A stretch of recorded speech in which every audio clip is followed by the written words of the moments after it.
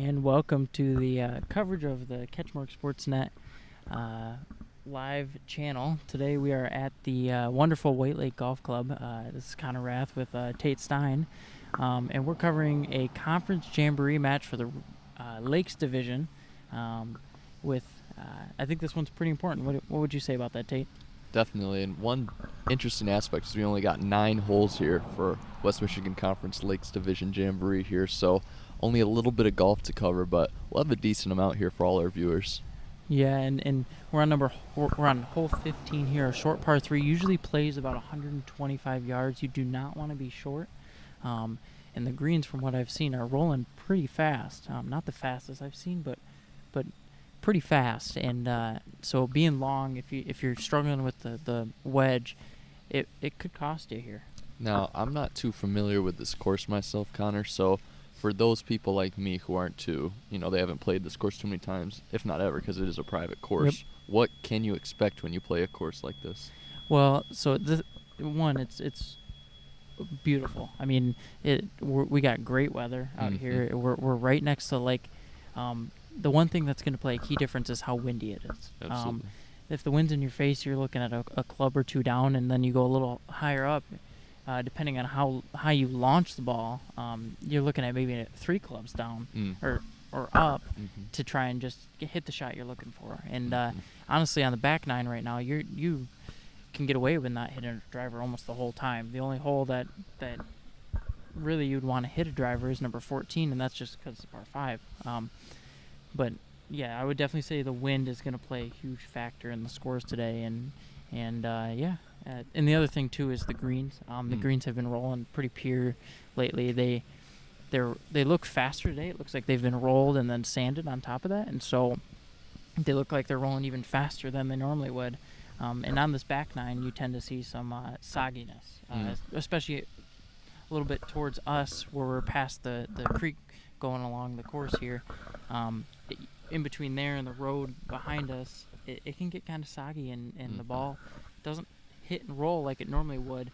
It kind of just hits and stops, and that's going to play a key difference in how, especially on this hole, you're going to play your shot into the green. Definitely a lot of things to take into consider, it sounds like, for all of our high school golfers here.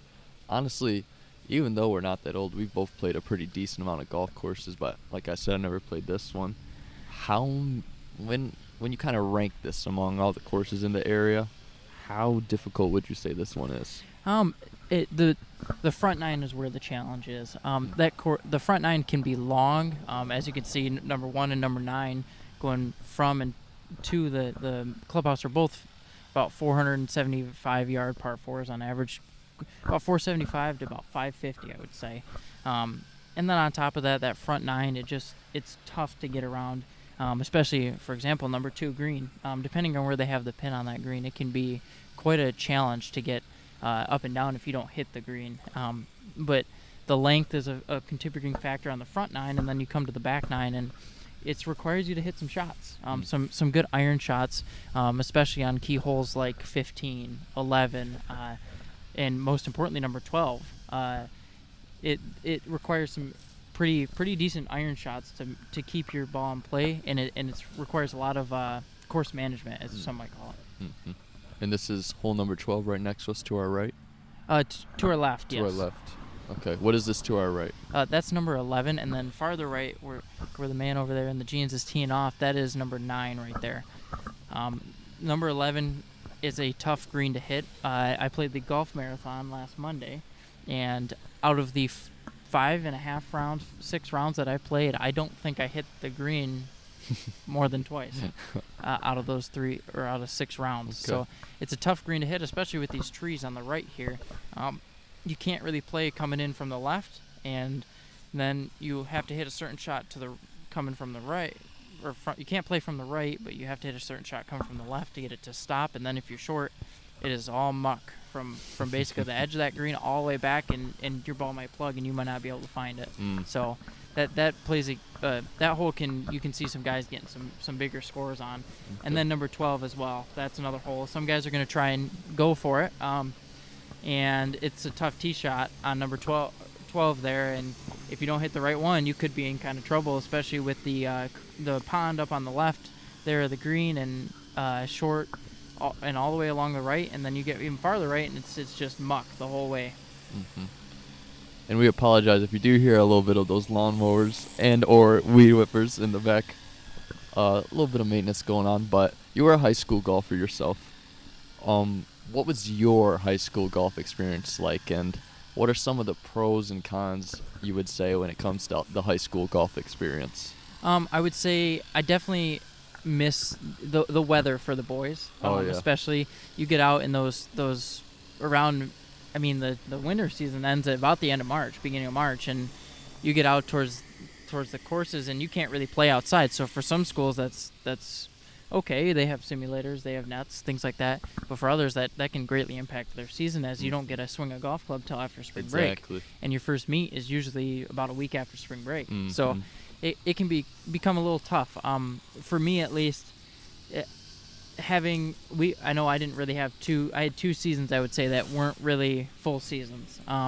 With the COVID we season. had COVID sophomore year, and then after that I had heart surgery, so I wasn't able to play at my full potential. I didn't get to play until after spring break, but I didn't play at my full potential almost that whole season, just because of not being able to swing a golf club as fast, not being able to hit the shots I want to, things like that. But yeah, this is a course that I've got a lot of course knowledge about. I've played this course hundreds of times. I play it. I have a membership out here. We played it on, I think it was Monday for the marathon, and then I played it on. I'm planning on playing it for the member guest here coming up next month, and then trying to get around a little bit more to some of these courses, but. It is looking probably the best I've seen it in a while, especially after cutting down some trees and things like that around here. It looks great out here, pristine, I would say. This and Old Channel Trail Golf Course in Montague, that course is looking pretty nice too. Yep. I don't know if you've been out there pretty recently. That course, shout out to groundskeeper Robert Knapp out there. Yep. He's been putting in some work, and so has the superintendent and everyone else working out there. When was the last time you were out there? I was out there for the Montague Golf Invite. A few weeks ago, about 2 weeks ago, and it looked pretty nice out there. Now, for plain old channel growing up, that was probably the best I've ever seen. Oh yeah. And right now this course as well. I've played here since I was about 10 and 8, and this is easily the best I've ever seen it out here. I mean, I wish I was playing it right now. That's the type of that's how good the course looks right now. I mean, I've heard talks, like just my parents or any other people who are middle-aged people, they're talking about Old Channel Trail. They said it was pristine. Yeah. They were talking like it was their favorite place to play in the state, Old Channel Trail was. But even now, I could see why they talk about it so highly, because the green's like a carpet. It's rolling so pure, and they're honestly getting pretty fast.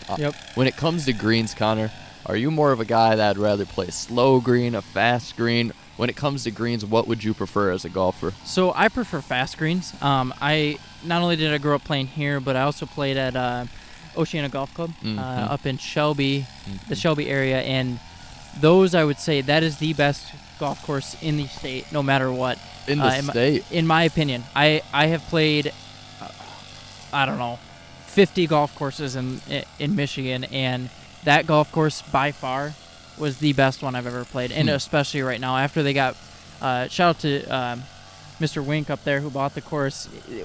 He has done a great job, along with the head pro there, Mark, and all the people who run the pro shop and the maintenance crew. It is beautiful right now. The greens are rolling fast. The breaks are some of the most insane breaks you've ever seen, and by far the best course in the state, in my opinion, and one of the toughest. If you can't, that's a course that goes to that just shows a golfer's weakness. So you could get off the tee all day long, but if you can't chip and putt there, Absolutely. You are going to be it's not going to be a great day for you. And so I've had the pleasure of being able to play it all season already, and we play league out there, so it's been really nice. We play league out there. What kind of is that? You play a league out there? Mm-hmm. Oh, okay. Do you run every 2-man scrambles, 4-man scrambles? No, so the league format is basically it's stroke play, Okay. handicap stroke play. So the first week you get your handicap for the league, and then every week you get paired up with another group of 2. My partner and I, Danny Flanagan, we get paired up with another group, and then we go and play that group, and it's match play, stroke play. So you can get points for winning the hole outright. You can get points for lowest score. You get points for all kinds of things, and then at the end of the season they'll add up the total points, and whoever wins the prize pool. Okay. In a sense. So, and that's, I mean, we've had 3 weeks going on 4 tomorrow of league, and it's just been, even in the crappy weather, Oceana plays nice. It's just, yeah. Definitely some love for that course. And looking over, this is 11 to our right. Yep. It looks like Owen Rath threw up a pretty nice shot, just a little short. Threw it over on the fringe. Par 3 over there. I'm not sure how far it's looking. Maybe what you thinking? 130, 140? Yeah, that hole usually plays about 140. Depending on where the wind is at, it can play around 145. Usually it's a light pitching wedge for most golfers, or not a light pitching wedge, a light 9-iron. Right. A little bit heavier pitching wedge, I would say, depending on how you want to play that hole. With the pin in the front, you want to definitely be short, and let it kind of roll out a little bit. But like I said, 11's a soggy green, and that can cause the ball to stop and just not move. Yeah, honestly, I watched Owen Rath hit his shot, and I thought it was going to end up pretty close to the pin, but it looked like it was getting ready to plug almost. Yeah, yep. I can definitely see that sogginess that you're talking about. And they've definitely done a lot of work with the drainage out here to get it to not be so soggy right there. And but still, you definitely see it, and you definitely see it on the holes like 12, 15, and 11 here. And we just watched Brady Tate hit a drive there. It went a little right, but it looks like he will have a second shot there. They're now seeing somebody drive off of that hole now. If you want to, I don't know who that is.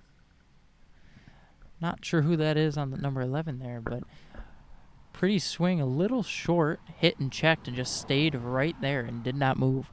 And that's the type of shot that I was just saying, that it hits short, it's going to stop, and it's not really going to move. But you got a lot shorter chip than being a little bit long and having that into the pin. Definitely. Looks like it kind of breaks down towards that front of the green, too, if you were hitting it in the back. So that'd make for a pretty difficult chip. We got another teeing off here on the number 12 here. Yeah, Ludington Oriole.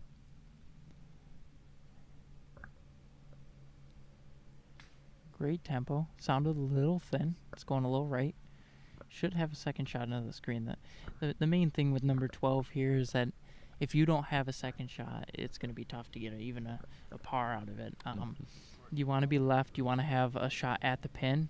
If you're going to try and go for it, you want to go right over that tree on the right side short of the creek. But the second shot's the most important thing here.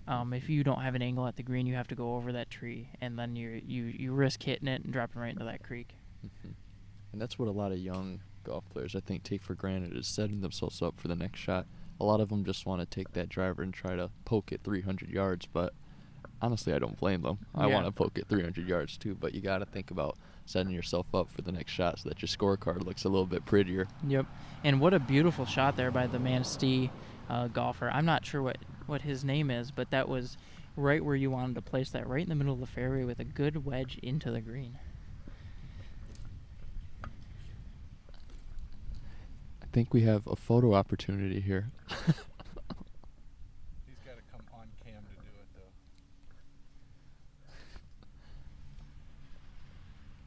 though. Oh, no. Hold on. Definitely needed a photo opportunity before we get done here. Thank you very much. It looks like we have Montague, Oak Ridge, Manistee, and I'm not sure who the last player plays for. It might be Ludington in this group. Oak Ridge, Montague. You said Manistee? Yep. Okay.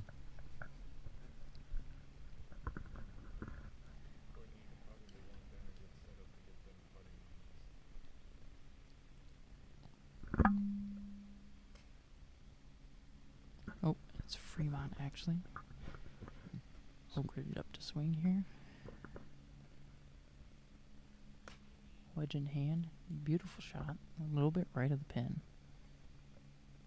Oh, and that's great.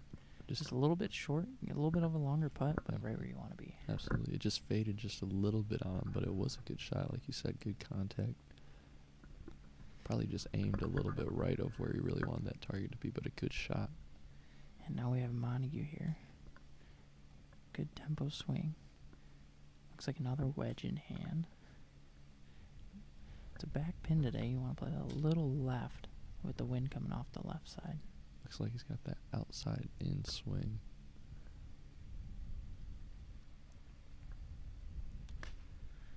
It's a pretty good shot right there. Fading a little bit harder than the last shot. But it's even closer. Oh, and it's spun to the right. Oh. Bad bounce, but it a great shot again there.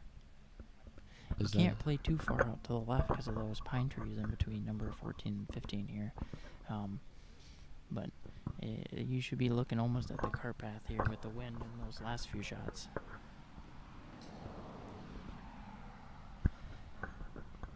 Hole's playing a little bit longer due to that back pin, probably 130, 135.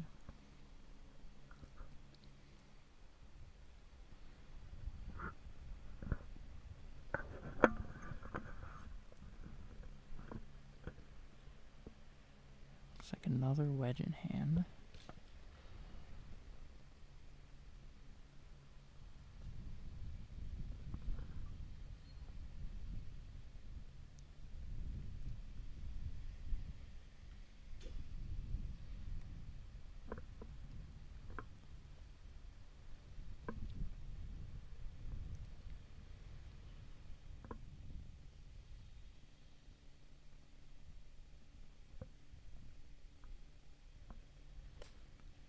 Oh, and that's pulled it a little bit.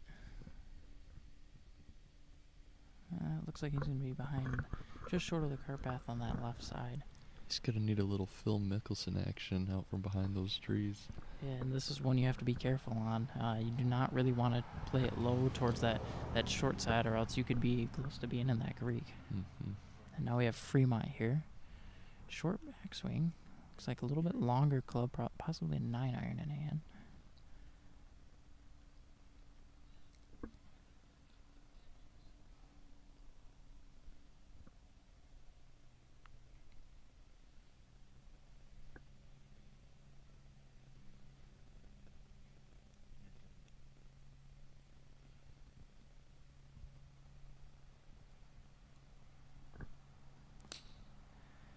Well struck, but it went dead straight, and it is going to be a little bit long, but not a bad shot. Long of this pin is pretty much okay as long as you hit a good chip shot and can get an up and down. It should be an easy up and down. I wonder if that's where he was aiming, or if he just pushed that one. I noticed that bottom hand on the grip, it was super open. Mm-hmm. So I wonder if that was a push or if that's exactly where it was aiming. But like you said, well struck. Nice, decent look though. Most of them could probably save a 3 here. Yeah, and again, this is a hole that if you get a birdie opportunity, you should go for it. Especially with the way that it's playing right now, and the back pin is the easiest pin on this hole. When it gets closer to the front, that's when you can when it kind of gets worrisome. You almost want to play it long past the hole when it's in the front, and let it kind of come back a little bit. But here, if you have a birdie opportunity going uphill, that's one you want to go for. And you really don't want to be left, and you can kind of get away with right if you're careful. But again, short and in that creek is not ideal.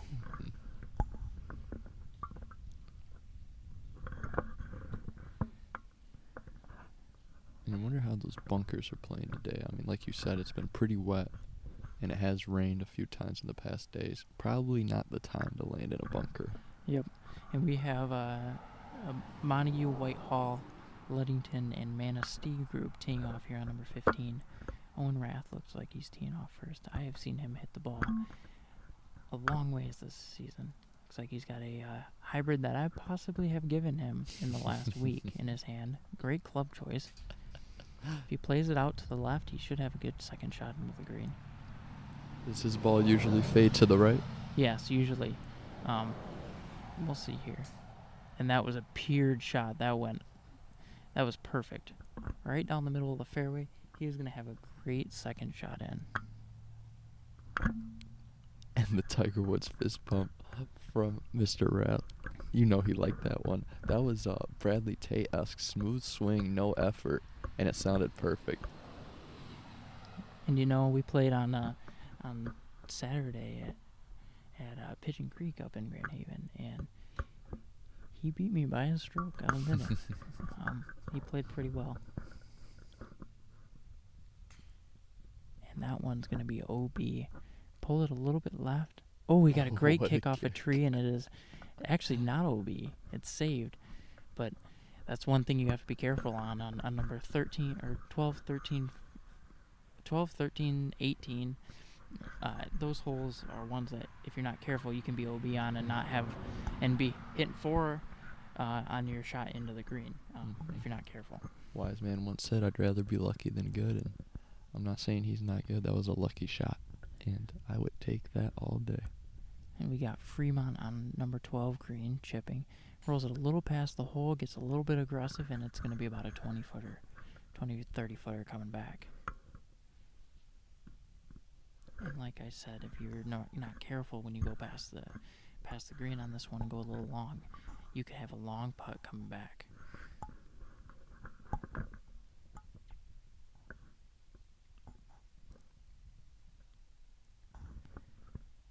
And Manistee teeing off here on number 12. Big winding swing. A little bit of an odd swing, but looks like he makes pretty good contact with the ball. Oh, and he smashed that. Wow. Got to get a little bit left. And it doesn't. It's going to be in that right rough, which that rough, let me tell you, that's some thick rough. You do not want to be in that or hitting your shot out. The nice thing is, though, is that a lot of times that play is pick, clean, and place over there. So you can give yourself a little bit better lie than if it normally wasn't. But again, great shots off the tee there. You want to be left on number 12 and on number 11 or number 15 here. You want to make sure you're not too far left. Otherwise, you put in a tough chip shot to get on the green. Looks like Manistee chipped it out from behind those trees and made it back to the green, right at the pin. It looks like it's probably the par shot here, number 3. Looks like a golf ball just came out of nowhere and just landed on the cart path. I'm not sure where that one came from. Almost hit our camera operator. No 4 yelled. Ooh, lifted really short. And it looks like we have Oak Ridge, Ludington, and Fremont coming off of number 14 here. And let me tell you, number 14 is a tough hole. You got to hit a drive almost perfectly on that right side, and to even give yourself an opportunity at par, or birdie, I should say. Because if you're not far enough on that right side, you can't get over the tree.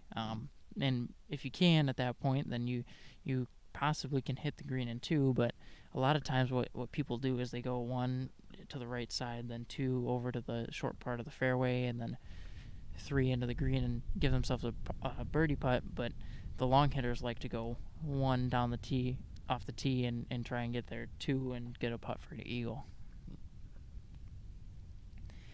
It looks like Montague's putting for par from about 4 feet.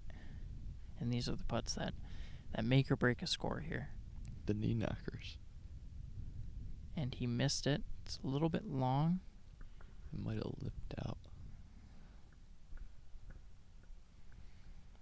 It looks like on number 11 we have Ben Weeses of Montague. And then I can't tell. It looks like a Manistee player on the right. And one more. And that looks like Whitehall on the left. Looks like Liam Zegda.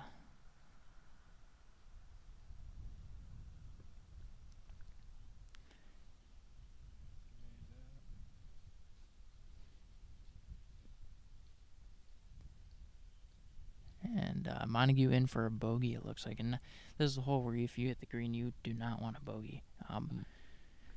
And back to number 12 here, Owen Rath and his crew making it their way up to the green. Looks like Manastee's going to have a tough shot. To the right of the fairway, that tree might be in play. Could play a safe land at left side of the green, but what would you do in that situation, Connor? Seeing as the top of that tree is a little truncated, I would try to go right over that left side, especially with a left-handed swing, and try and go right over it with a higher lofted wedge, and maybe even a 53 degree, and just try and land it soft on the green. Hope it doesn't hit the tree.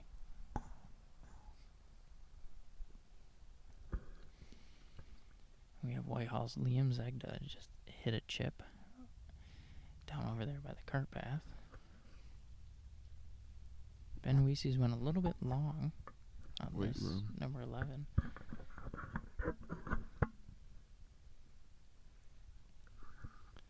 Told Ben Weese's he needs to stay out of the weight room.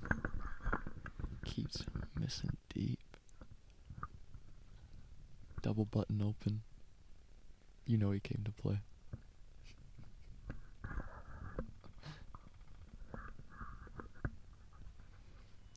And it looks like Ludington, Oak Ridge, and Fremont coming up to the tee. Again, the wind's coming off the left a little bit. Nice easy swing starting from left, going a little bit right with a wedge of some sort, pitching wedge, approach wedge would be exactly what you want here. We have Whitehall over here. A great wedge shot into the green. A little bit long. It seems like it was well struck. A little bit too well struck.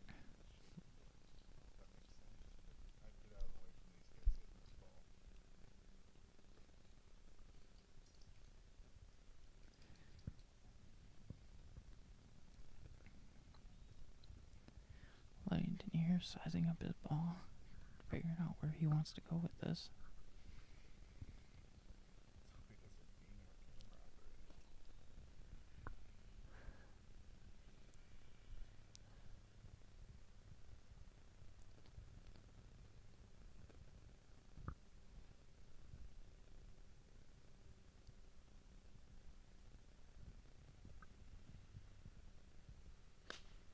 And that one's right.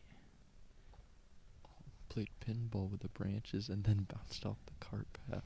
And that's one that I've seen happen plenty of times here.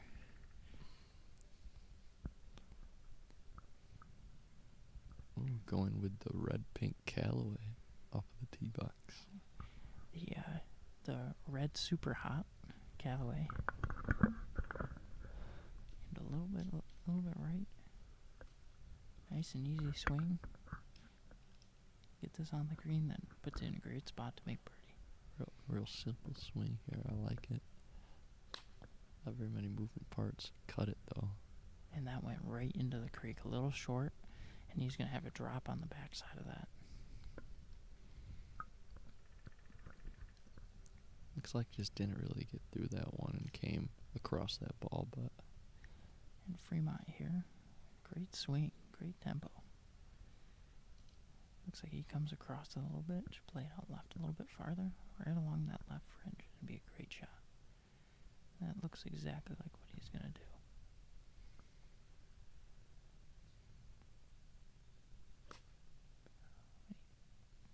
And I lost that one. I lost that one, too. He might have, too. Oh, when he actually sticks that And just short of the pin. Great shot. And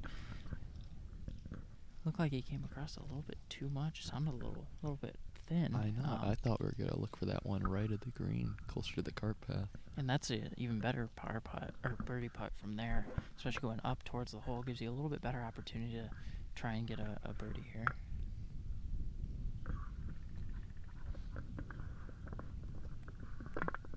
We've got Manistee putting to the right here on number 11.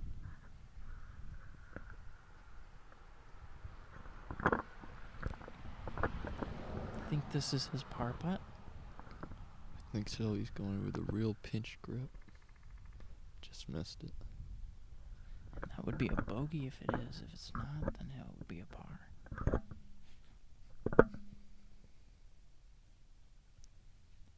And Fremont here. And he makes his putt.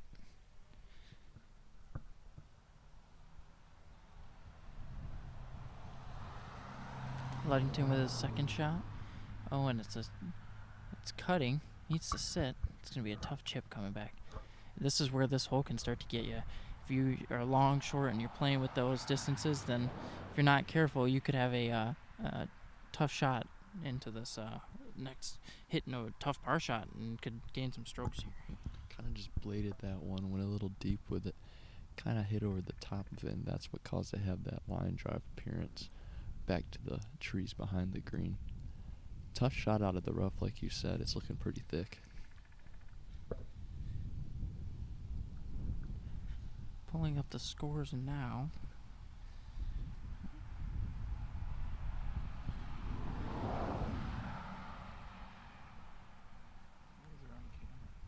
Talk.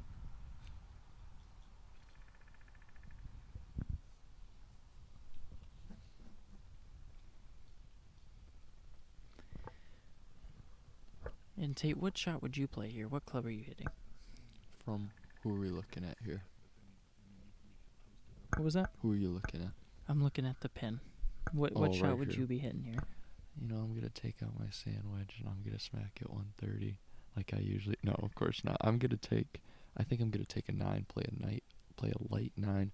The wind's blowing, it's blowing out of the west. It's blowing west to east here, so we got a crosswind looking at the pin. Usually my ball fades a little bit, so I'm going to play it to the left, but honestly, recently, I can't hit a ball to save my life, so it doesn't matter either way. That's golf for you. And honestly, when we're talking about golf, it's such a mental game. Yep. I mean, you can be as good as Tiger Woods, Phil Mickelson, McIlroy, Spieth, DeChambeau, Rahm, it doesn't matter. If you don't have it mentally, you could fall apart in any given hole.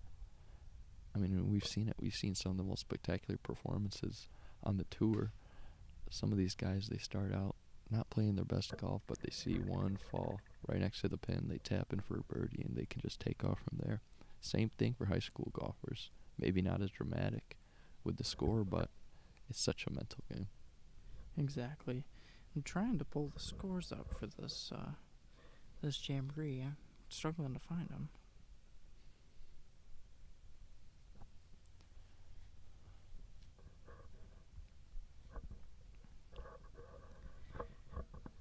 And I know this jamboree is pretty important for Manistee and Whitehall especially. And I think we have Fremont not far behind, if I'm not mistaken. And that's a great ball by Liam Zegda there. Not long, but it was in the right spot. Absolutely. He just went with a real simple backswing.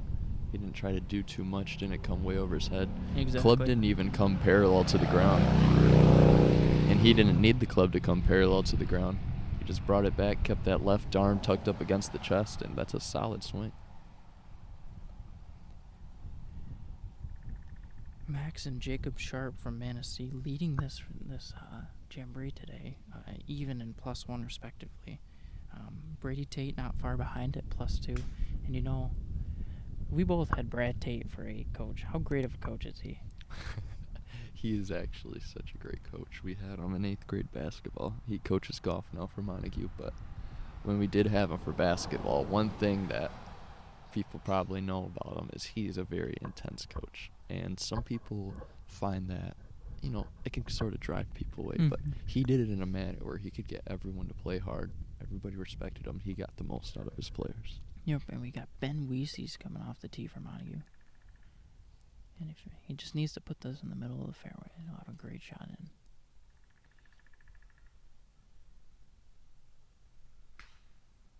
in. And it's drawing. It's got to sit a little bit, I think. And that's perfect. That's exactly, not maybe the shot you wanted to hit, but you're in the middle of the fairway with the second shot into the green, and you should have a good look at birdie if you can hit it.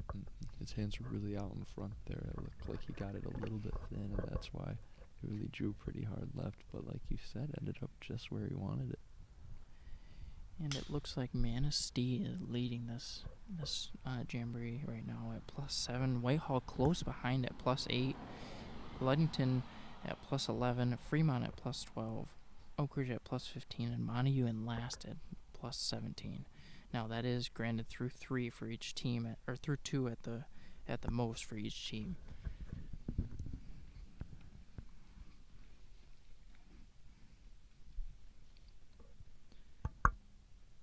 looks like we have Oak Ridge, Orchard View coming off the 14th green right now. That to the left of the green over on our hole. What is that? What was that? To the left of the green. It's looking a little brown.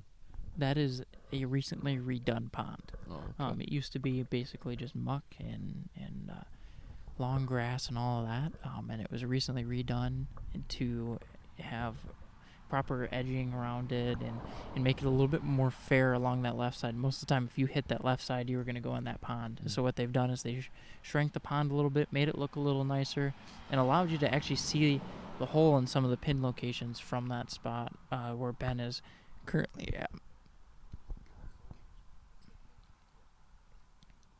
We have Oak Ridge here, along with Orchard View.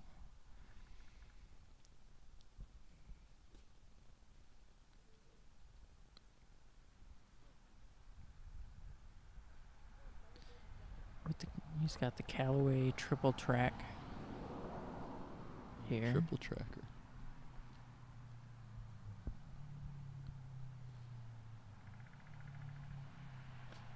He chunked that one a little bit. And that is going to be just past the cart path. OV here, Orchard View. I love the red glove. Great accent piece. Great swing as well. Oh, and that one was a little bit off the hosel. It's a little bit right. Looking at 11 fairway. Just kind of missed that one. Got that outside in, or inside out, excuse me. Mm-hmm. Oak Ridge number 2 here. Hopefully we can throw one close up there. Nope. Oh, I was going to say no practice swing, but it looks like he changed his mind. Great swing.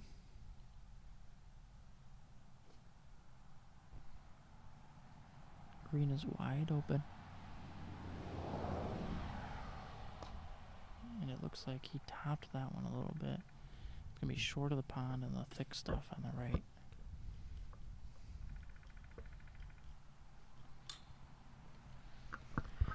And we have, looks like Fremont or Orchard View coming down the other side on 11 with Montague and I think that's Montague's Joel Booth.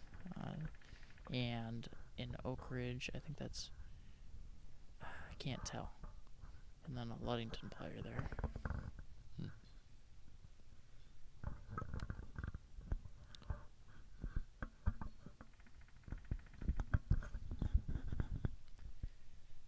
Oak Ridge taking his second swing from just behind the cart path.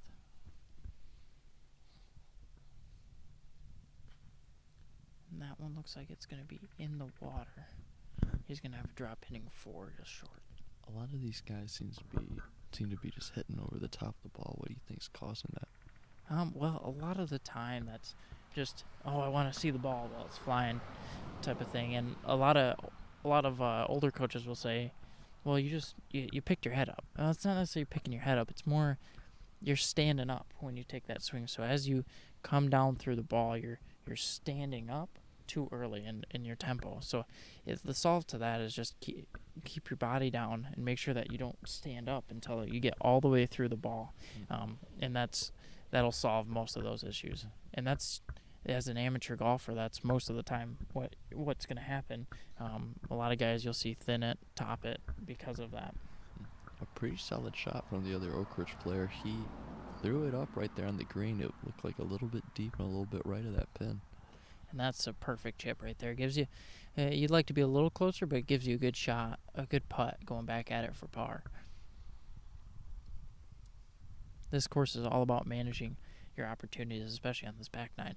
If you can manage your par opportunities, your birdie opportunities, and make sure that you're giving yourself the best shot at birdie, par, bogey, whatever it is you're going for, then you'll score well on this course. I think Orchard View lost that one in the water, unfortunately, trying to get it up and over. Yeah, it looks like Oak Ridge teeing off over there. And then we have Landon Griffin, the recently on the player of the profile of the week show with CatchMark SportsNet. On number 14 green, he'll be over here at 15, and a great golfer at that. I had the opportunity to play with him I've had the opportunity to play with him multiple times the last few years, and he hits the ball a long ways, and he chips well.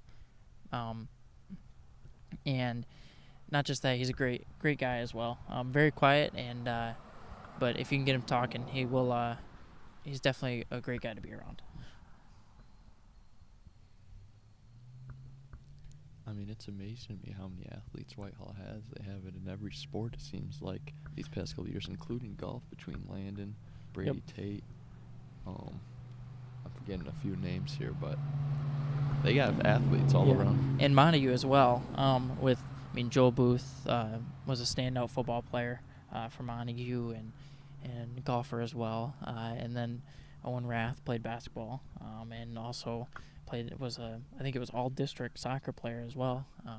And there's athletes all around this course, and that's what you'll see a lot of times with these high school golf teams, especially in West Michigan, is they're comprised of athletes, and you'll see them all the way through many sports, and golf is one of those things where it's all about mentality, and a lot of these athletes have the mentality they want to win, but they also know how to keep themselves in control. And a great chip there by Orchard View.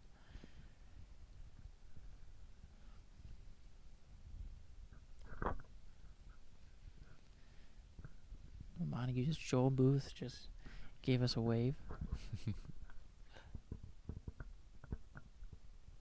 Looks like somebody threw a dart up to the green over there on 11. That's right behind that tree, I think, for you. I think Oak Ridge hit that shot. That was off the tee box, too. And that one's got to sit a little bit.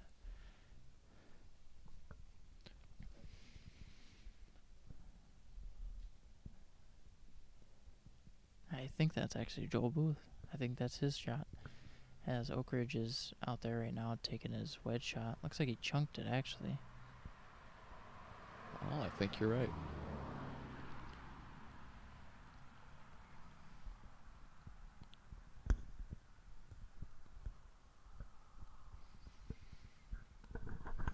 And the score update here.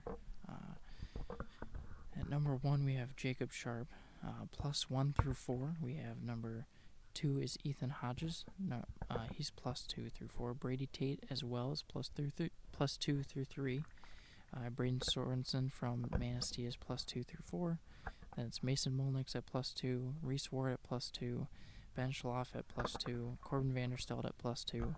Killian Pruitt at +2. Landon Griffin at +2. And then it's a pretty stacked, pretty widespread tie at number 2 right now. It looks like we have 10 players all tied at +2 through about 4 or 5. And then after that is +3 with Owen Rath, Caden Droyst, Russell Slocum, Nate Wagner, Trey Ferfinski, and then that's it for +3. Trey Ferfinski, I just saw him over at the West Michigan Conference Lakes track meet. He placed in a few events, so a fast runner. He just came from there, and now he's golfing, and he's in top 15. Yeah, it looks like it. And not just that, he's a great basketball player as well. I think he started possibly for the Layton basketball team. I know he got a lot of minutes. All-around athlete, just goes to what you said, talking about the level of athletes that we have here. And it doesn't look like the Layton player there is very happy about his chip. Not able to keep it on the green. And again, this is where this course comes in. The challenge of this back nine is where you're placing these chips and where your missed shots end up, basically. And that putt a little bit short of the green. Oker's talking about he putted that ball and he goes, I think I should have chipped it. And yeah, golf's hindsight 2020 most of the time, where I probably should have hit a club up, or probably should have club down. I should have chipped that. I probably should have put that. You're always thinking that, and the great players think of how can I take that and use it as my next. How can I use that in my next shot or my next tee shot or the next time I play this hole?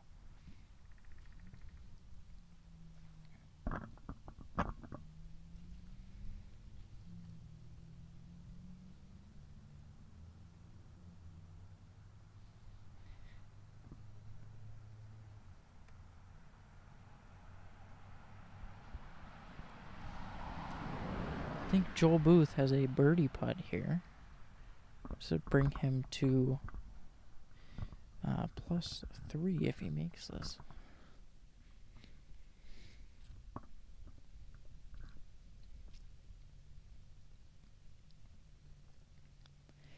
And behind Joel we have Trevin Silvers, it looks like, on the tee box.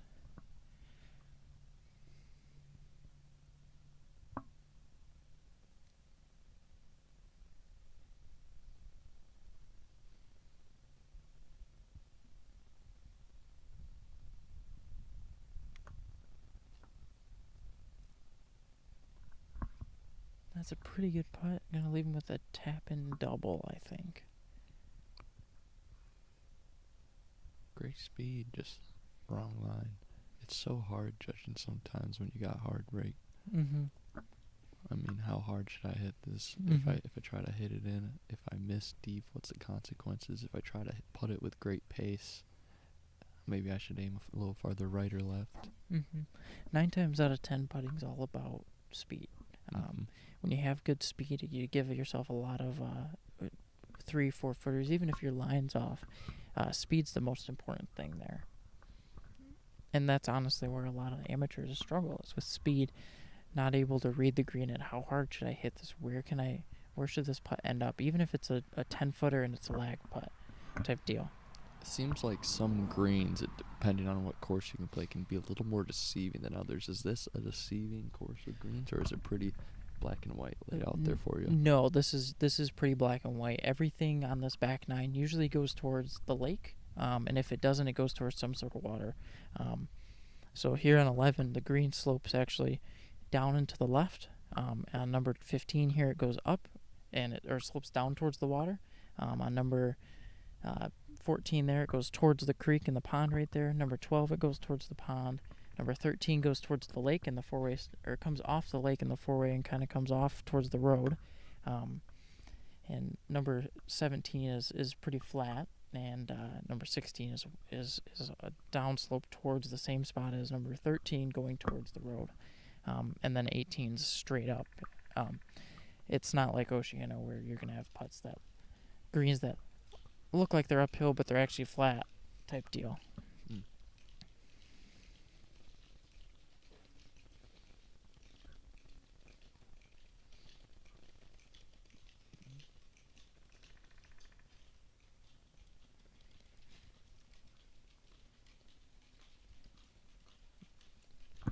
Good, how about you? That was actually Fafinski right there. Not very happy with the double he just took, I think. Hey, he had a smile for me afterwards, though. And up to the tee next, it looks like we're going to have Landon Griffin, and I'll see who's in his group.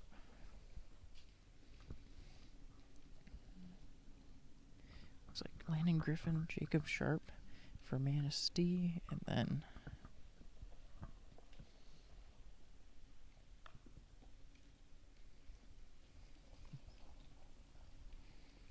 Killian Pruitt for Fremont. Now, are we looking at all number 1s, number 2s, or is it just Yep, random? this is the number 1 group, I would think.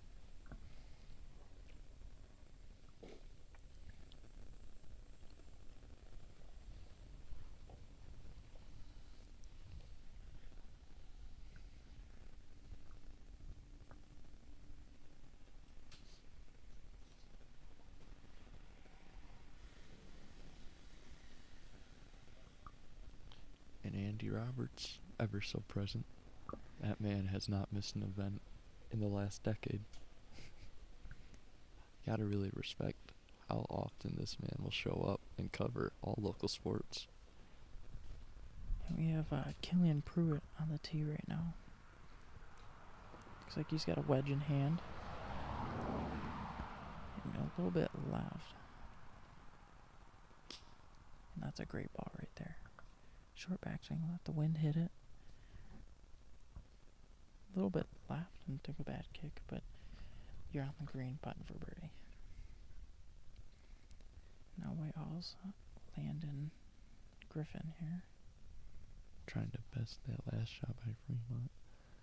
It's going to be tough. But he's definitely got some room to work with in between his ball and the pin.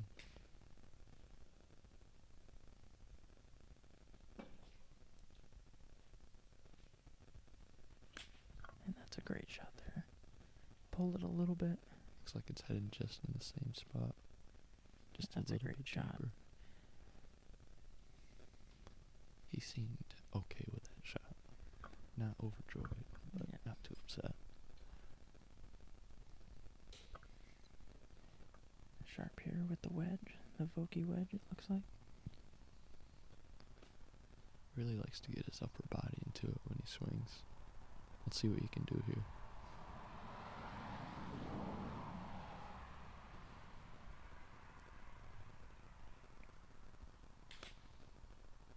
That's a little bit bright, but it looks like it's going to work out. All balls right now just dancing My bad, around the that wasn't fringe. Jacob Sharp. That was, let me see real quick. That looks like it was, wrong person. My bad. We got the southpaw from Manistee now. This is Jacob Sharp. From Manistee? Yep. Jacob Sharp from Manistee, a southpaw. A lot of upper Lefty body here. movement with him, too.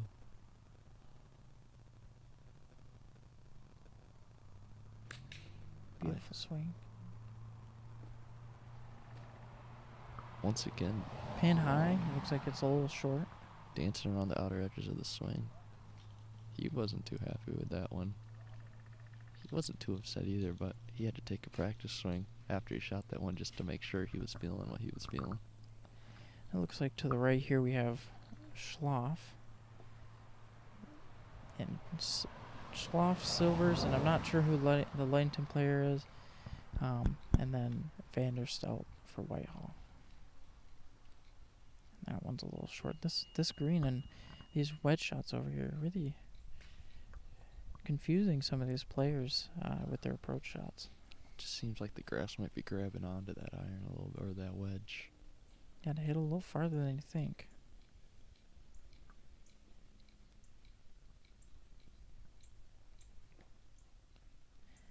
A little bit better shot from Silvers there.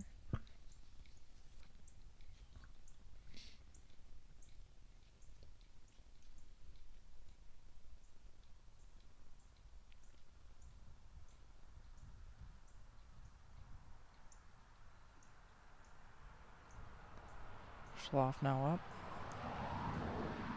Real hunched Yeah. over stats. Really gets his head over the ball. I like it.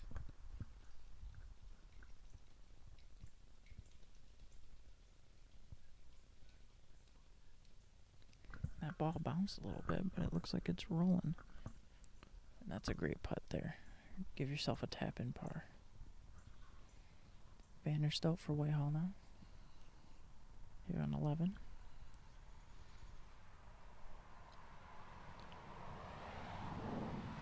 Really leaning forward with the shaft angle on the putter. That's a pretty good putt. Looks like it broke a little bit. Gonna have about 3 feet left for par. Back to number 15 here.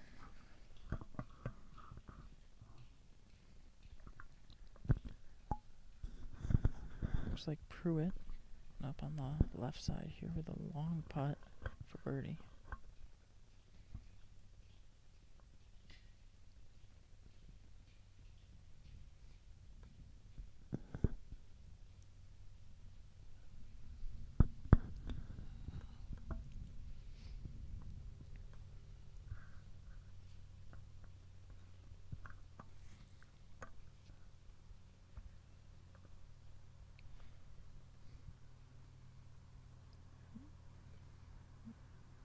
That lag putt went a little long for Ludington. Seemed like he got a little herky-jerky Mhm. on the front swing there. Just tried to hammer it, tried to get it to the pin, but ended up missing a little deep.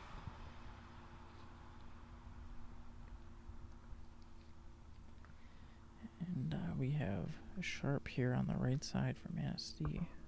It's another long putt. Just trying to lag it up there. And that's a pretty good putt. And it looks like he's going to have about 3 feet for par. Just barely missed above the hole there. I'd definitely be happy with that one. And now Pruitt on the left side.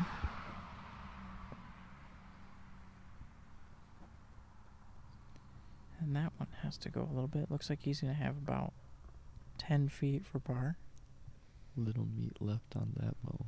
And lastly, Whitehall's Landon Griffin here off the fringe on that left side.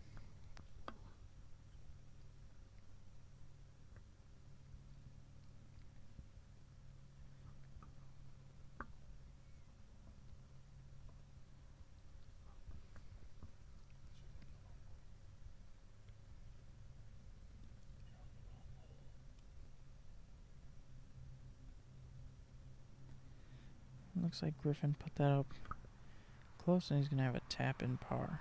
So it looks like par, so far one par in this number 1 group here, and that's Landon Griffin. Ludington here looking for his par. Got a long putt downhill, breaking a little bit to the left, or to his right, be our left. And that is wide right for him. But you have time to play around now because they're done.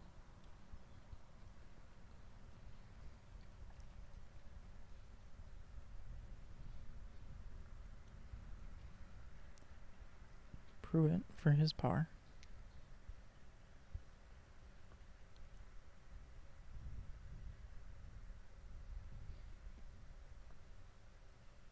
And he misses that.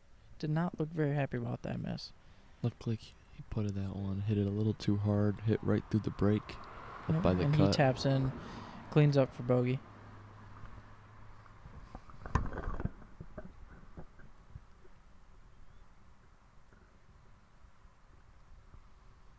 And this group started on number 10, and they're on number 15 now. Through looks like, I think that'd be what, 5-6 holes. 10 to 15, that'd be 6 holes. And now Ludington trying to make his par.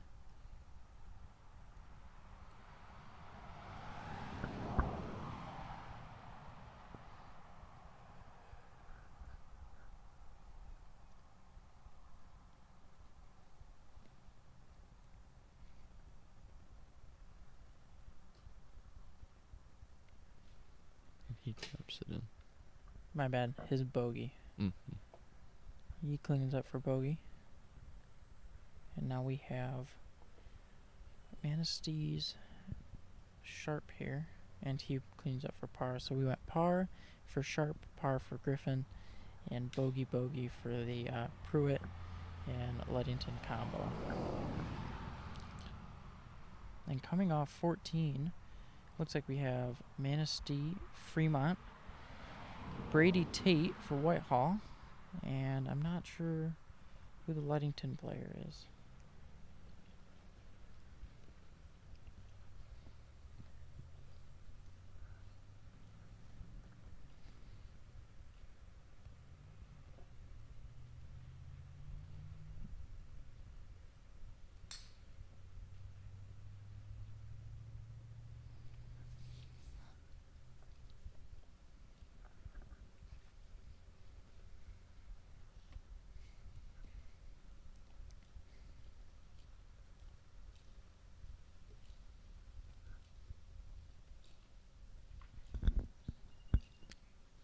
So far, we've seen a few groups come through here, Connor. How do you think these groups are attacking this hole? And should they change their approach? Should they stick with the approach? What are you thinking?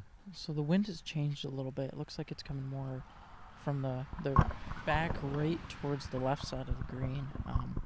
Definitely would say going right at it the solution here. A lot of guys not attacking it very well, and it's causing a lot more pars than there should be. This is a very birdable hole, as some might say, and this is where if you're trying to play smart golf, you want to go right at it, know where the wind's coming from, and just get something that can carry a little short, hit once, roll out.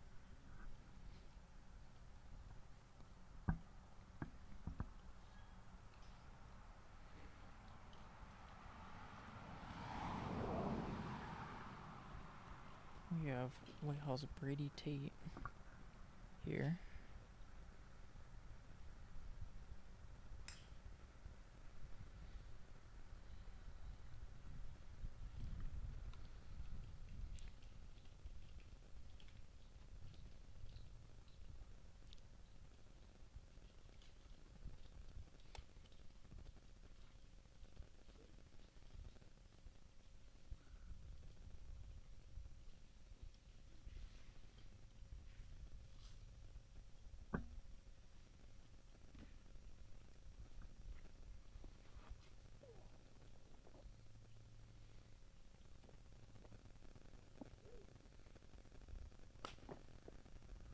Pulled just a little bit right next to our camera up there by the green. It's a little bit long and left. See, he's the one who breaks his hands right at the beginning.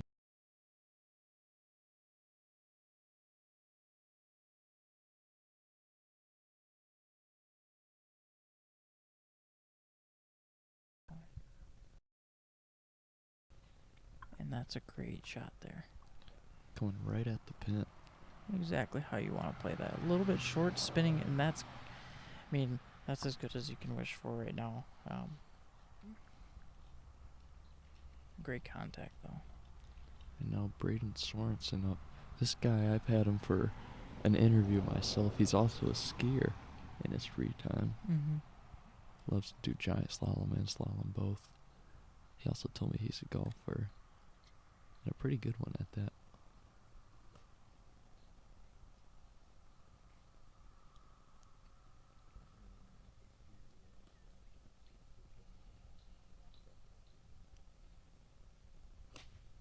That's a great ball right there. Well struck. It's a little bit left. But it gets a great kick, and he's going to be on the fringe.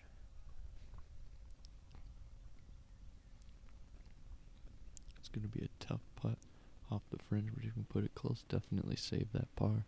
And I'd be happy with that one.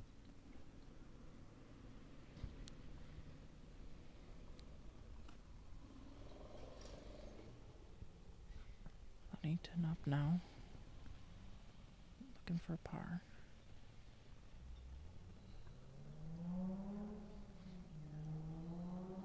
It looks like left has been the miss all day today. Definitely thinking the wind. A lot of these golfers thinking the wind is coming off that left side and thinking it's going to push right.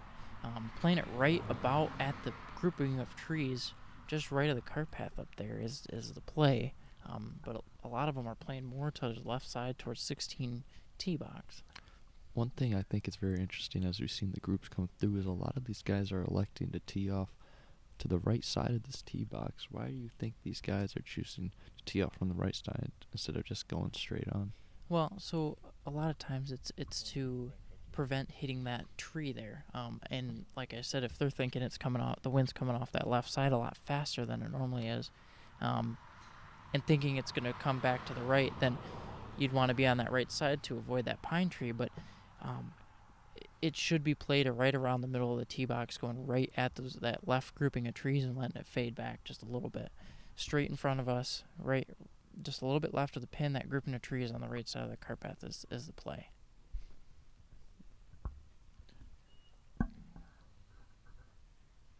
guessing it probably has to do with, too, a lot of these guys hit a little bit of a fade. Yep. So if they can hit from that right side and they can swing at the left side of that flag, hopefully fade it back in. Yep. And they are avoiding that tree, just like you said. And that's something you figure out on the range, right? Mm-hmm. So you go out to the range before the round, you hit 10 golf balls and figure out where am I hitting it today. If you're hitting that little bit of a draw, you go right at the pin. Let the wind kind of keep it straight and let it push it back to the right. And then if you're hitting a little bit of a fade, you play towards that left grouping, and you just try to get it back there and give yourself a good birdie look.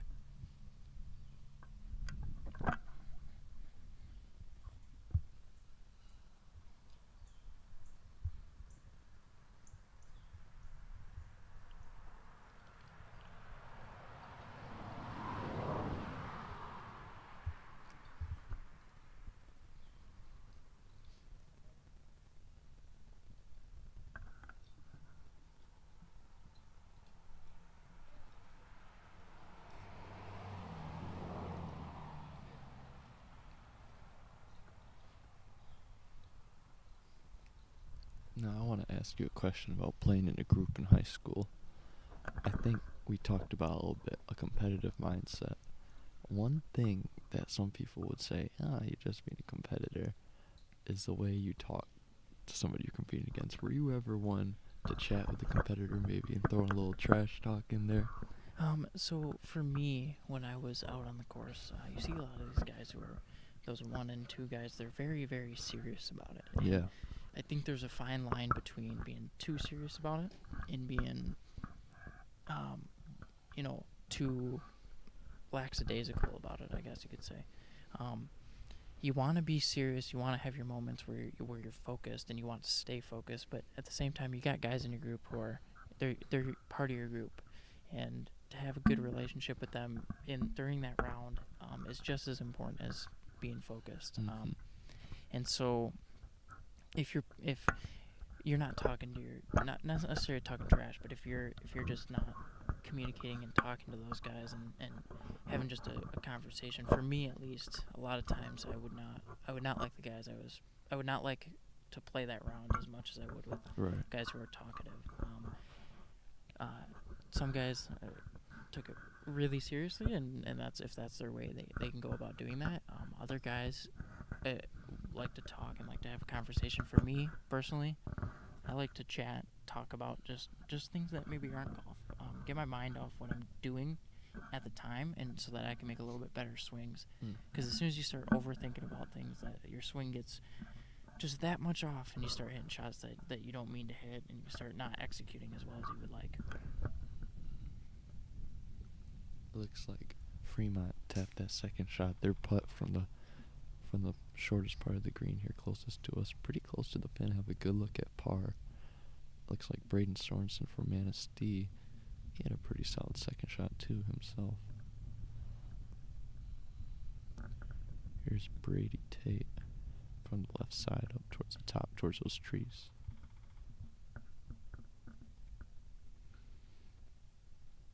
Did you say his name?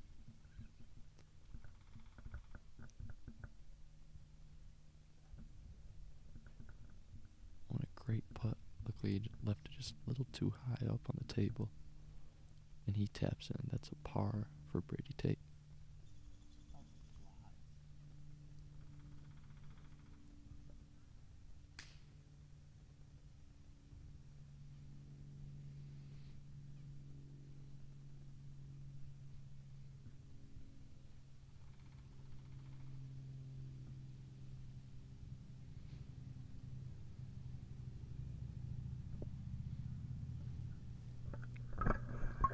Looks like a bit of a knee knocker putt for Fremont Packer here.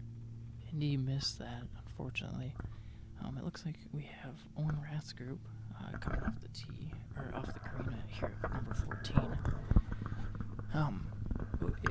I know you played a little bit of golf in high school. I know we were in a group playing at Oak Ridge at one point. Do you regret not playing more?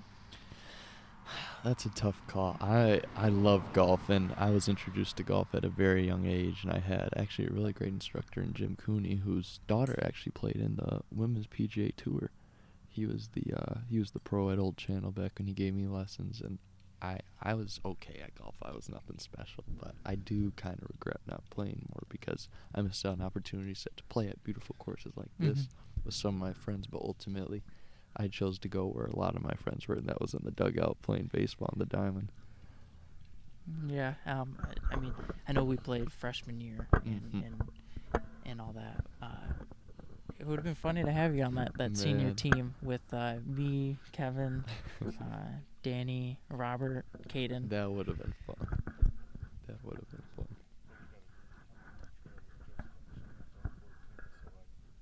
And getting in the shade here, it gets kind of chilly, especially getting closer to the lake.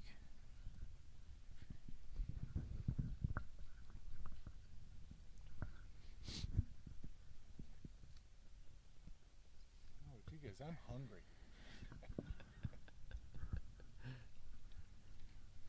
Give a shout out to the sponsors in this lull.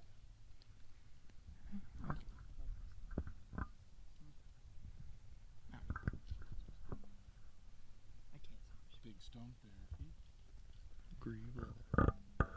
And Insurance Group. yeah, it looks like we have Owen Rath's group coming off the green with the double fist pump. I don't know what that means. Usually when he does that, he then tops it into a creek, but we'll see.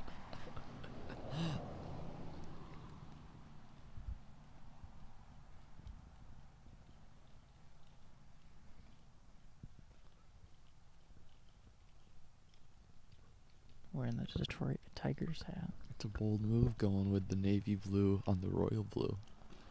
To the khakis, to the black shoes. That's bold. It is bold. And not just that, but rolled up the pants just a few times. So now we got the Billy Man sock cam over there on Mr. Rath. Bold move nonetheless. No glove. Oh. Are you one that usually would golf with the glove? For a long time growing up, I didn't. I thought they were stupid. Didn't make any sense. But then as I kind of got in high school and got a little older, started swinging a little faster, I tried it, and it was definitely something that I needed. If not, the only time I really don't play with a glove anymore is when it's raining, because the glove gets wet and it makes it hard to grip the club either way. So, Owen Rath looks like he's got a gap wedge in hand. His gap wedge looks, I think it's 54 degrees, 55. So that's the right club. He hits the ball a little farther than me, so should go right at it. But maybe a little bit left with his fade.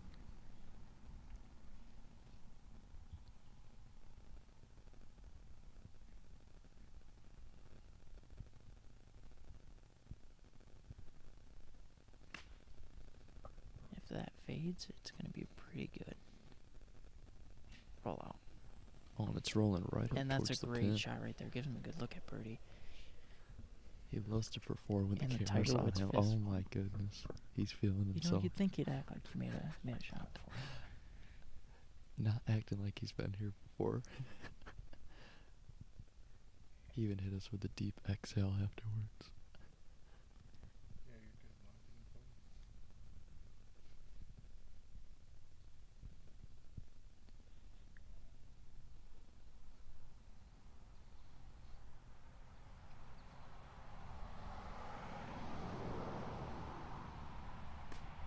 And that's a great strike. It's going to be a little right. A little short right. Not a bad spot to be on the screen.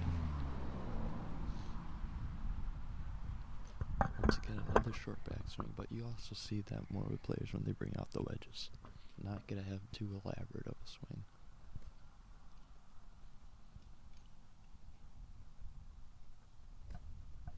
It's very interesting here. What made it really look unorthodox is that top arm and the head turn.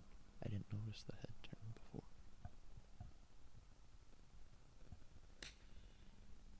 That's a great strike.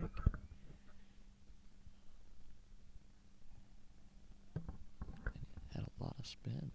Off of that, it bounced and kept going the same way where it was drawn to his right side. But like you said, great contact. I've never seen that head turn to start the swing before. Well, it reminds me of Sam Bennett in the Masters this year. But you know, if it works, it works. I mean,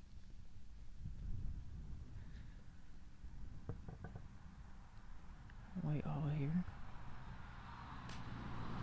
Nice and easy swing right at the pin. throwing darts of like a dartboard and sticks. And in this group, I think every one of them hit the green here. And I think this group was the best group so far, as Owen Rath gives us a wave away. With, what is that, a sloth head cover? Yes. The sloth's name is Stinky. Is Stinky code word for a short game? Well, it's on his 3-wood. Well, are you a fan of fancy head covers like that? See, I feel like you have to be at a certain level. No, let me rephrase that. The sloth head cover, I'm such a big fan of. The big fuzzy head covers, like with the animals, like Tiger, Eldrick Woods with the tiger, I love it. But I don't know. Sometimes if I pull up to the course and I'm rocking iron covers, driver cover, 3-wood cover, everything's got a cover on it besides my putter, I better be playing pretty well. Let's just say that. Well, you know, I tried iron covers. I lost 2 of them in like a week, so I never tried that again. One of my favorite head covers ever was Asher Erickson.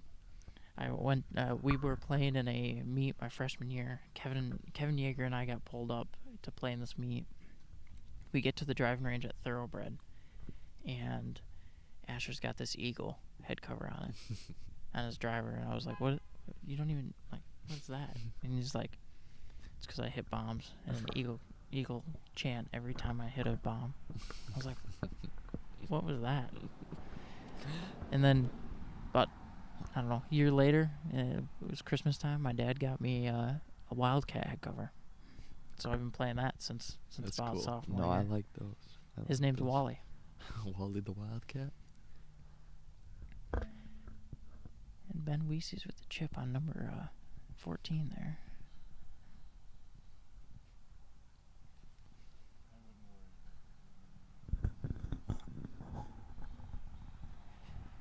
We got 4 birdie putts out of this group up here on number 11, or number 15.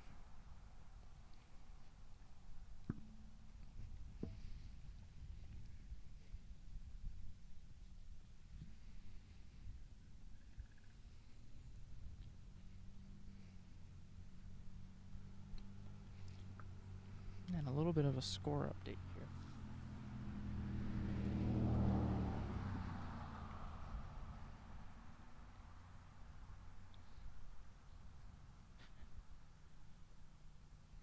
Looks like we have Jacob Sharp is +1 through 7. Ben Schloff is +2 through 7. Corbin Vanderstelt is +2 through 7. Killian Pruitt +2 through 7. Sorensen for Manistee at +3 through 6. Griffin at +3 through 7. Manistee's Blodzik is +4 through 6. Owen Rath at +4 through 6. And then Mason Molnick's at +4 through 7. And to round it out, we have Joel Booth at +5 through 7. These guys handling the course pretty well so far.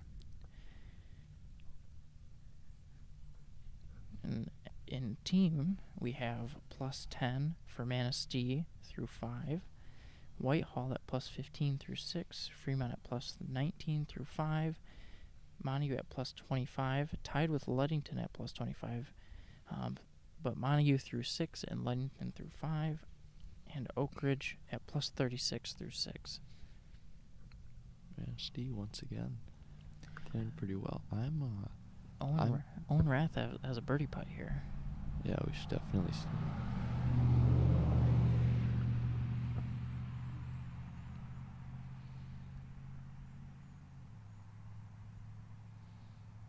And he made it. Wow. What a birdie putt. from the young man. I'm waiting for the Euro step. And he's looking back. You wanted a little recognition from the commentators for that one. We'll give it to you. What a putt. That puts him down to +3. Gives him solidly takes tied for number 5 on the leaderboard.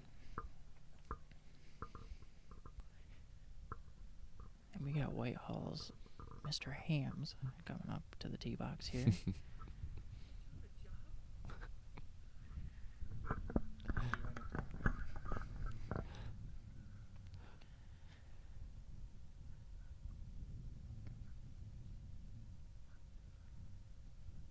Looks like that group went par, pretty par. That's an impressive group, the best one we've seen so far. Yes, definitely. And we have Whitehall's Liam Zegda coming up to the tee, Fremont, Manistee, and Montague's Benoises. So I can switch back and forth.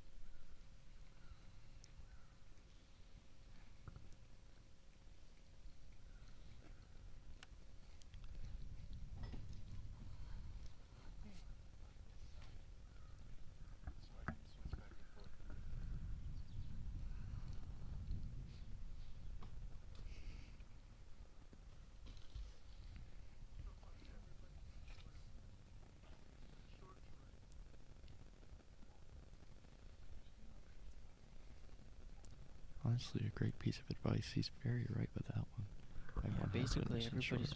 This is a tough pin placement, especially for amateurs. You don't want to go long. You're scared of the long, but you get so short that you give yourself a 40-foot long lag putt that you have to put within 5 feet and then make that 5-footer. Just a little bit of overcompensation. Yep.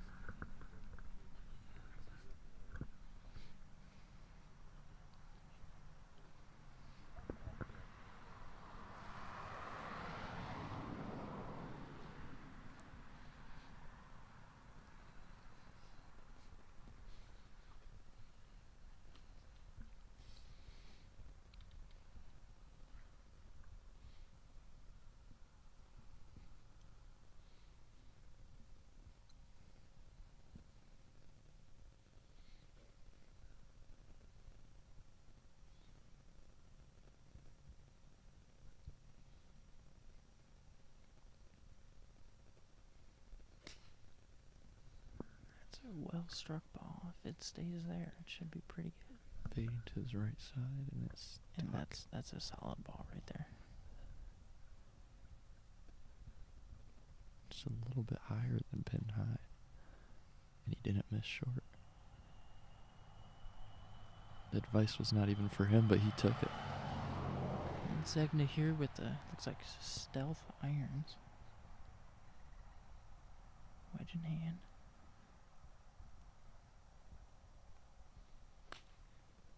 Well struck ball, went dead straight. A little short.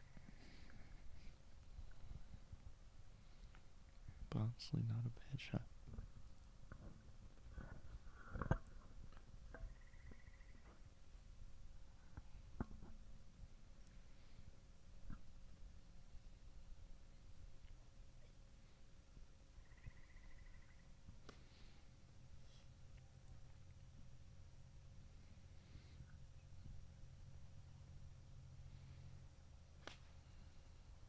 That's also a well struck ball. A little long. We got Montague's Benoises here.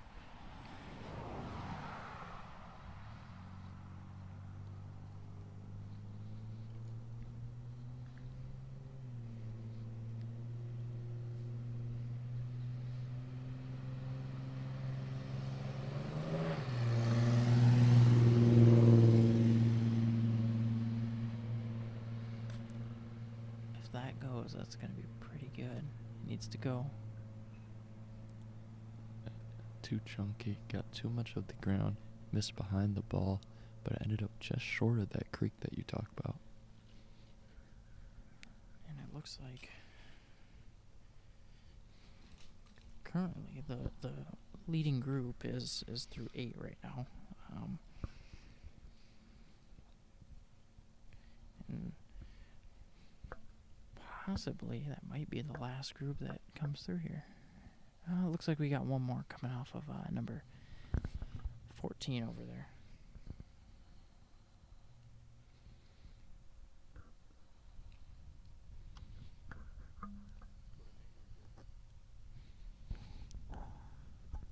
One thing that I found very interesting is how these different golfers in high school in this conference have been gripping the club. You see a lot of they go with either Vardon, the overlapping grip where the pinky's in between that pointer middle finger, and a couple of them are going with the interlocking grip where they fully put it. instead of just resting in between the pointer and middle finger, they truly interlock it. What do you prefer? What do you feel about that grip? So personally, I've never been an interlocking grip guy. Me neither.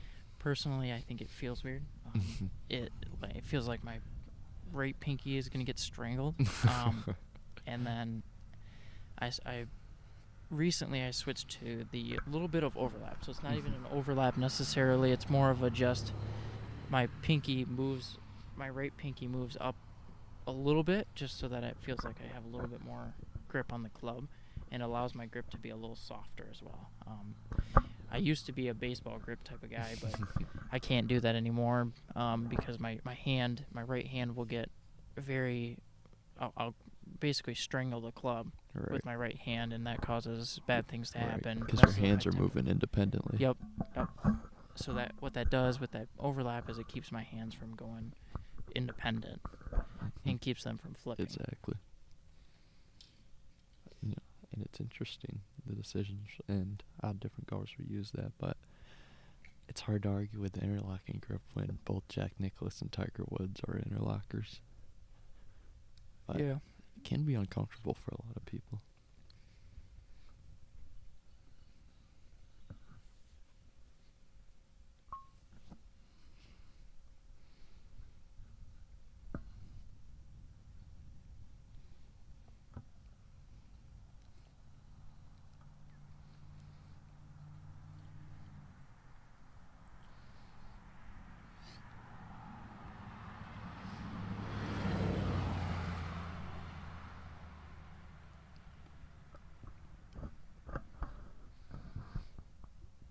Is this the last group?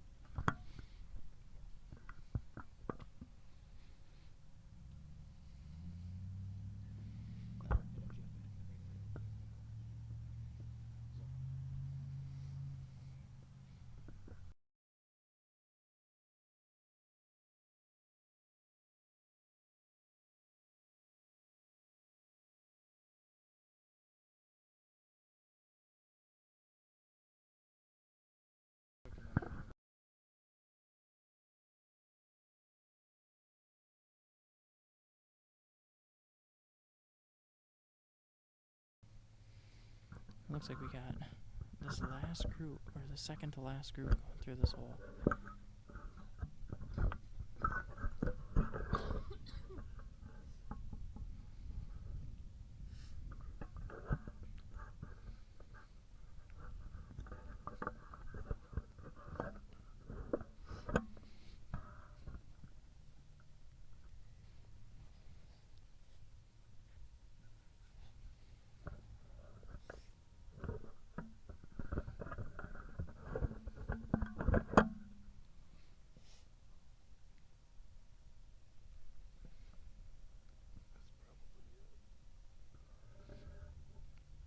Benoist is lining up a pretty decently long look here for his par.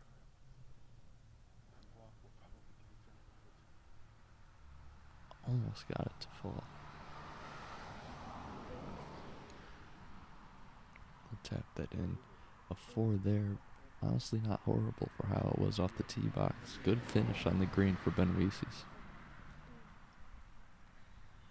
And it looks like we got Joel Booth with Forfinski over there, an Orchard View player, and an Oak Ridge player. I think that's Braden Maki, I think is how you say his last name. I know I've played with him in the past, last year at a few meets.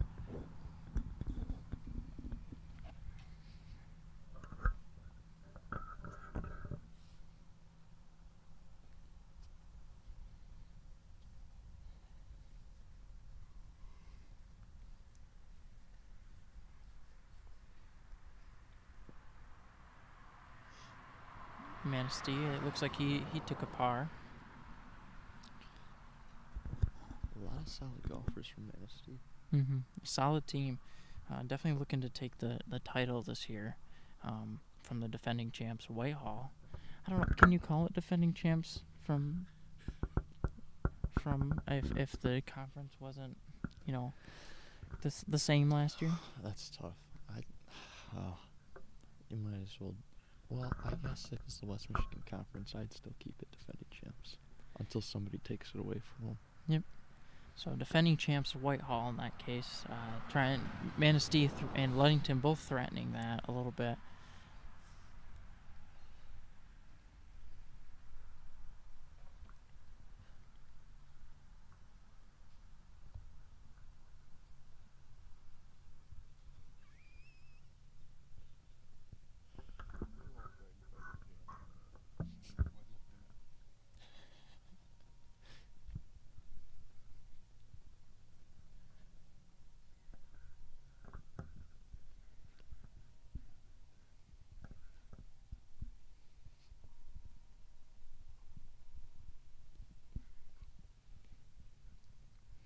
Big shout out to the couple of people that stayed through the whole stream.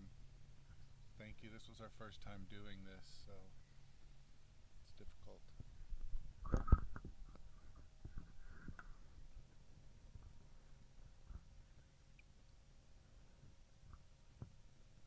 Just the last group rolling through. Overall, from what you've seen, how do you think that the majority of these golfers have handled this course today? Depending on, obviously looking at the scores, the number one spot is dead even. So, I think it's been handled pretty well. The where you're going to see the struggle is guys who struggle around the greens, struggle with those little bit shorter irons from about the 9 or about the 7 to the 9 is really where this backside can take some you can take some big scores. So for example, on number 12 there, you might roll one off the tee box, and even if you do roll one off the tee box, say it gets to the edge of the fairway, you're gonna have 80 yards into the green. Then if you're struggling to hit your irons, that's where you're gonna struggle to get to the green. But there's a lot of these shorter par threes that people struggle on as well because they're a little bit longer wedge shots. I know specifically 15 here for me is in between clubs, and so depending on where that pin is at, a lot of these guys are just taking guesses and hoping for the best. So I think it's been managed pretty well, especially for the upper half of the group. But there was not scores as low as I thought they could be today. Lots of missed birdie putts from what I've seen in the last close birdie putts in the last few holes. Definitely a nice day, so we don't have to worry about it. But very early in the season, since golf is not a fall sport for the guys, it hasn't been for a long time. It's in the spring season. Very early in the season, it can be a colder day. Yep. How did that cold affect golfers in early seasons in the past, and how did it affect you?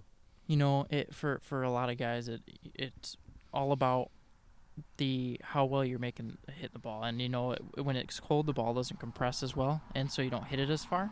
So that's a huge thing, especially for a lot of these amateurs. A lot of amateurs don't hit the ball as far anyways. So when it gets cold, you struggle on some longer courses.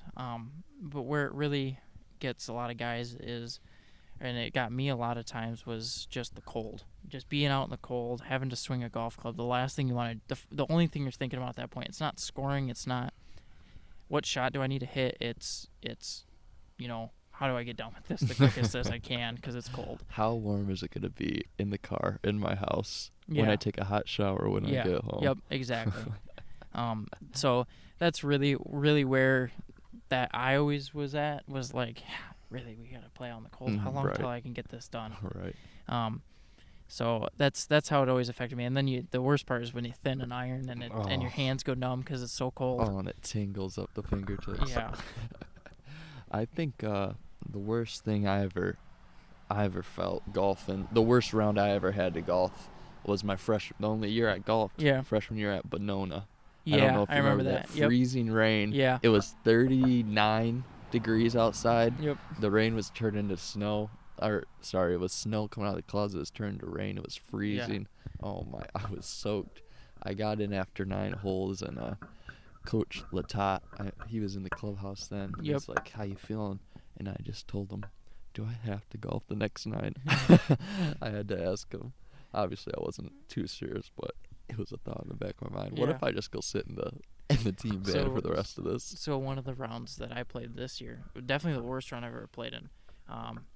There's been a few rounds the last few years where the weather sticks out and stays cold for a little bit longer than normal. the two that I can think of most was the Oak Ridge Invite last year at Stonegate. It was similar to what you're saying. It was a little warmer, but it was way more windy, and it was raining, and you couldn't even hold on to your golf club. And then the other one was I played at a league match that we played on a Monday so that we could get the score, and it was 37 degrees, and it was pouring rain, and this was like 2 weeks ago, that Monday in May, where it was really cold. Disgusting. And it felt like I hit a 4 in like 100 yards. And on the first hole, I think I went OB to the right like 3 times, I want to say. It's one of those rounds where you're just trying to get it done and just want to get it in and get it over with. And it wasn't much better on the Tuesday when they played league, so yeah. Absolutely. And we got the last group here. Last group. I get a cheeky smile from Mr. Booth as he comes up here.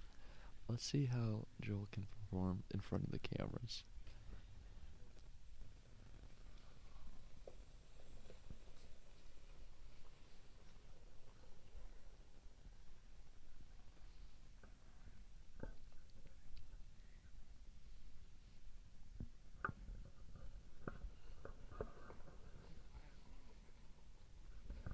So far, the leaderboard is number 1, Jacob Sharp, at even through 8. Braden Sorensen at +2 through 7. Ben Schloff at +2 through 8. Killian Pruitt at +2 through 8. Gordon Vanderstelt at +3 through 8.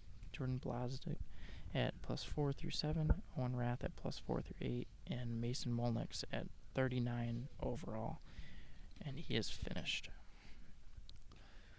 It's very interesting hearing all the different ratings from phone apps or the rangefinders. We've heard somebody say this hole was 120, somebody say this hole is 115. We just heard 110 from this group.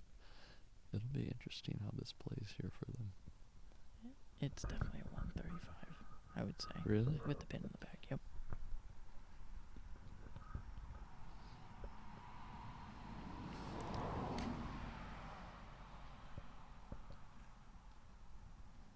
That one just snuck over the creek. Short of the creek. It's definitely, you want to play that 135 number, because even if you're long, you're going to be, a little bit over is fine. A little bit short of the green here in the creek.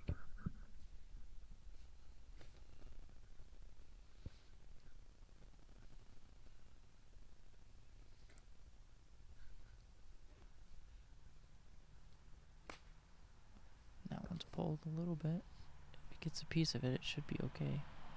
And it got a good kick, and it is really good kick. Right on the fringe. And now we have Montague's Joel Booth here.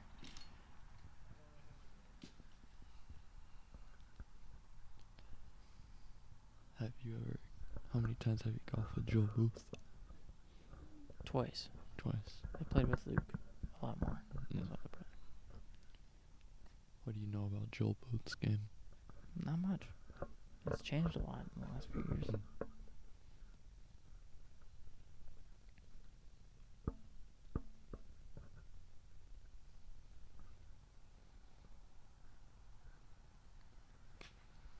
And that was a pure struck ball. It needs to get right a little bit. He's on the green. Not a bad shot there. Shot. To finish it out so far, it looks like everybody's through hole 15 here. We have Jacob Sharp at even through 8, so that's 35 if he continues through number 9. Braden Sorensen at +2 through 7. Ben Schloff at +2 through 8. Killian Pruitt at +2 through 8. Corbin Vanderstelt at +3 through 8. Jordan Blazdik at +4 through 7. Owen Rath at +4 through 8. Mason Molnix finished at 39. Alex Rodenbeck at +5 through 8. Landon Griffin at +5 through 8. And Joel Booth at +6 through 8. Joel Booth with a look back to our commentator's table. He hit me with one of these. He said, yeah, I have a feeling he's all right with that shot. He did pure that, though. You're right. He put it just inside the other golf ball.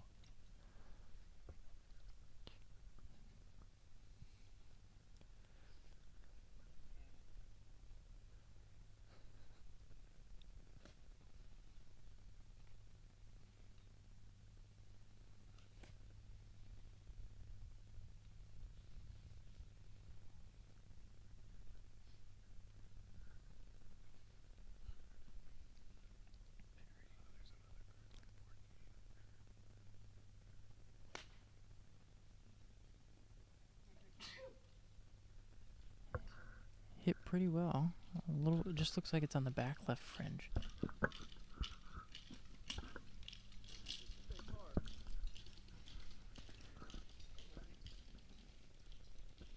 Honestly, And, hit that one pretty well. He had a healthy divot with that one, and it's still deep.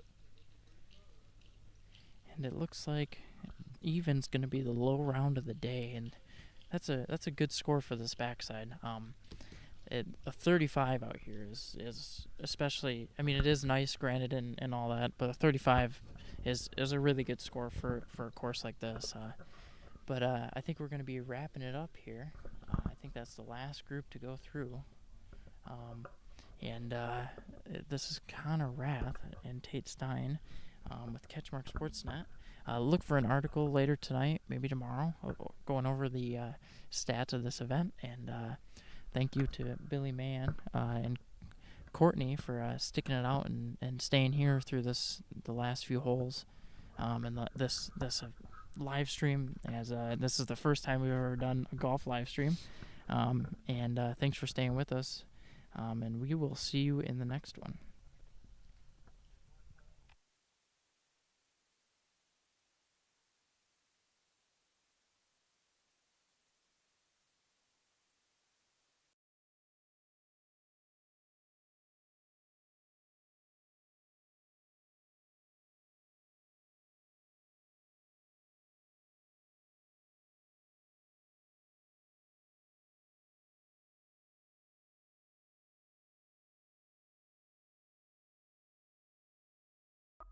Team on three!